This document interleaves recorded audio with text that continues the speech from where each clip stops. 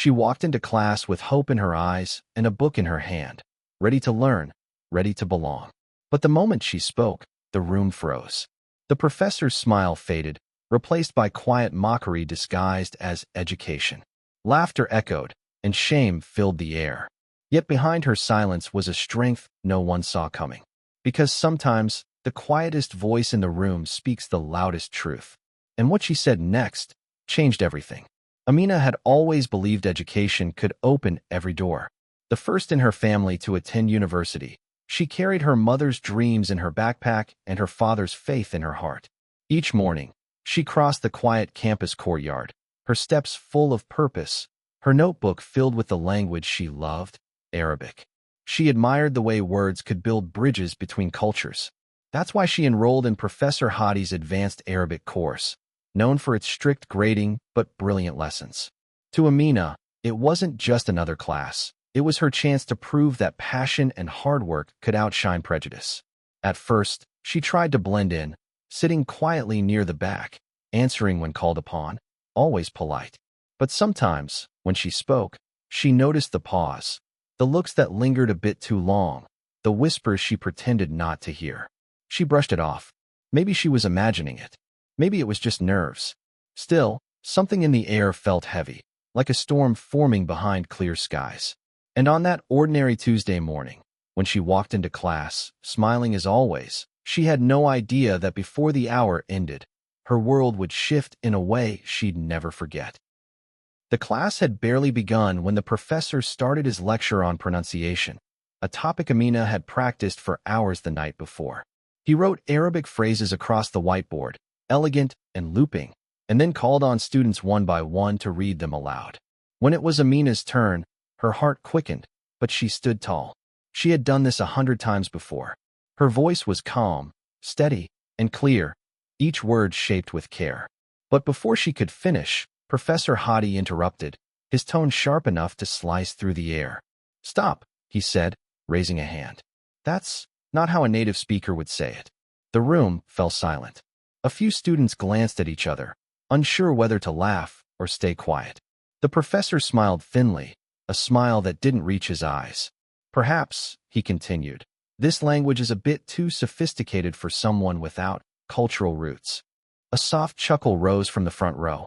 Amina froze, the words sinking deep like stones. She tried to respond, but her throat closed.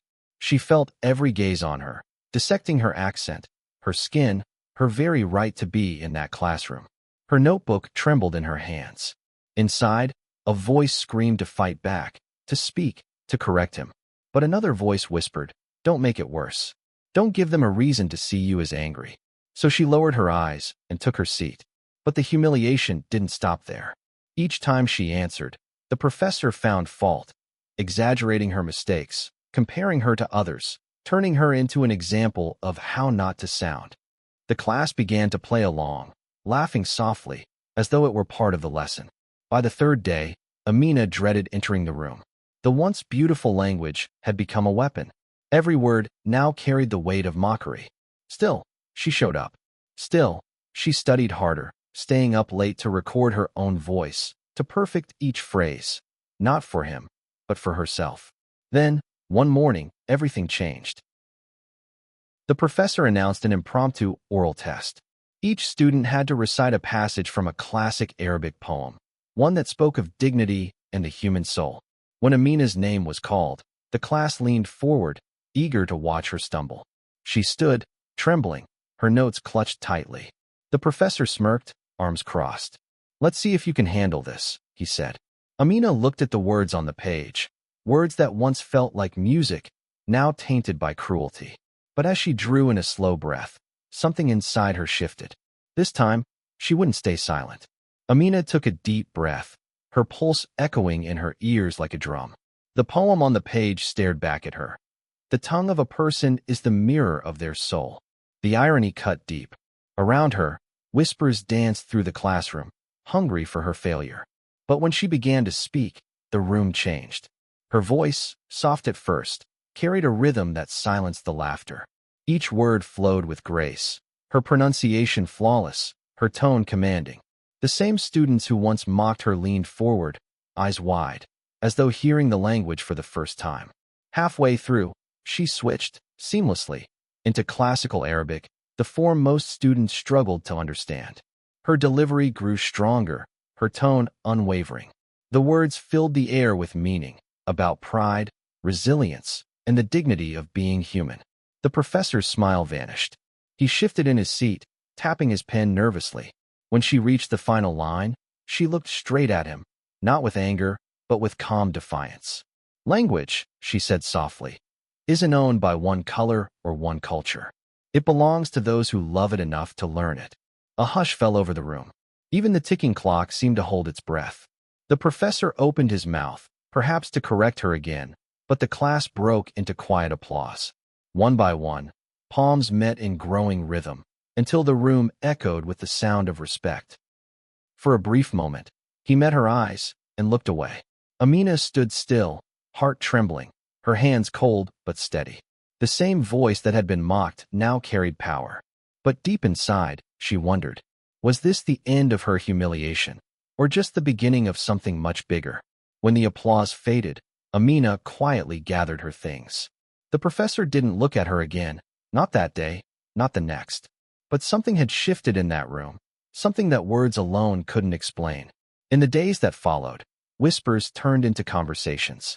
Students who once ignored her began asking for help with pronunciation. Some apologized in small, awkward ways, leaving notes, or simply offering a nod of respect. The story spread beyond the classroom, and soon, her video recitation, posted by another student, found its way online. Thousands watched, thousands commented, and many saw in her a reflection of their own silent battles. For Amina, it wasn't about revenge. It was about reclaiming her voice, the very thing they tried to take from her. What had started as humiliation became a moment of truth, a reminder that dignity doesn't need permission to exist. But she also knew the lesson ran deeper. For every Amina who finds the strength to stand tall, there are countless others silenced before they even get the chance. Racism doesn't always scream. Sometimes it whispers, through lowered expectations, through quiet exclusion, through the spaces where belonging is denied without words. And as she walked across campus one last time that semester, sunlight spilling across the stone paths, she smiled to herself. Not because the world had changed, but because she had. She had spoken. She had been heard. And that, in itself, was victory.